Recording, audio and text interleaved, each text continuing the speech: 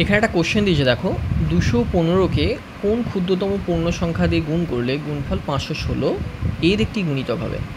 এখানে দাও কিছু করার দরকার নেই, ডিজিট সাম নাও।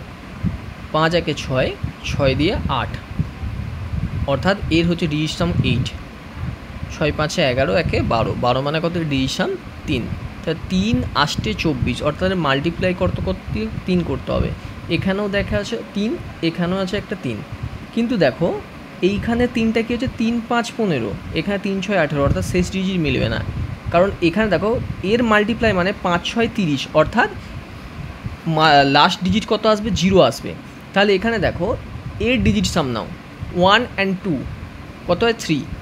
তাহলে দেখো 12 দিয়ে মাল্টিপ্লাই করো, দেখো এর ইউনিট ডিজিটটা নাও, 5 দুগুণে 10, অর্থাৎ যখন দেখো এইখানে এই কন্ডিশনে দেখো যে এর 0 মিলছে এবং এখানে দেখো 3 এর ডিজিট সাম, অর্থাৎ অ্যান্সার কত হবে? 12।